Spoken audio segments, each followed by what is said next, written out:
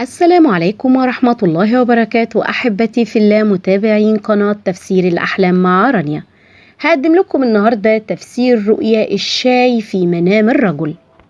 عندما يرى الرجل الشاي في المنام يدل على النجاح والسعادة في حياته، مثل زواجه في خلال الفترة القادمة، ويمكن أن يدل أيضا على حصوله على وظيفة جيدة ونجاحه فيها وترقية لأعلى المناصب. عندما يرى الرجل في المنام أنه يقوم بشرب الشاي مع الأصدقاء، فهذا يدل على صداقتهم القوية وحبهم المتبادل وعلاقتهم الطيبة مع بعض. إذا شاهد الرجل أنه يقوم بشرب الشاي مع أشخاص غرباء لا يعرفهم، دل هذا على وجود عمل مشترك بينهم وسوف ينجح هذا العمل. إذا رأى الرجل أنه يقوم بشرب الشاي في المنام، دليل على تفكيره في كثير من الأمور المهمة التي تخص حياته، وعليه التفكير جيدا قبل اتخاذ قراره. عند رؤية الرجل الكثير من الشاي في المنام، فهذا يدل على الرزق والخير والبركة في حياته، وسوف تتغير حياته إلى الأفضل قريبا.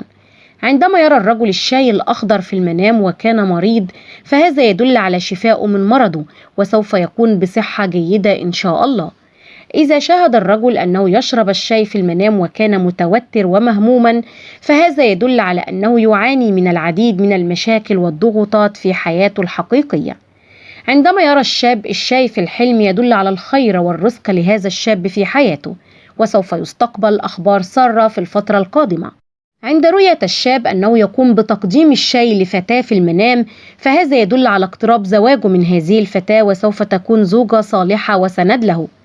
أما عندما يرى الشاب الكثير من الشاي في الحلم، فهذا يدل على نجاحه في دراسته، مما يتيح له للحصول على وظيفة جيدة وترقية في وظيفته لأعلى المناصب. عند رؤية الشاب أنه يشرب الشاي وكان سعيد، يدل على أنه سوف يعيش حياة سعيدة وهادئة في الفترة القادمة.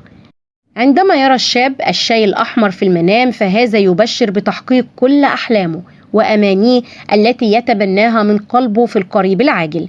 وعندما يشاهد أنه يشرب الشاي الأخضر، فهو يدل على حصوله على وظيفة جيدة والتي سوف تغير حياته إلى الأفضل. وإلى هنا تنتهي حلقاتنا، ونلقاكم في تفسير جديد. فلا تنسوا دعمنا دائما بالإعجاب بالفيديو والاشتراك في القناة وتفعيل الجرس ليصلكم دائما كل ما هو جديد لنا. إلى اللقاء، والسلام عليكم ورحمة الله وبركاته.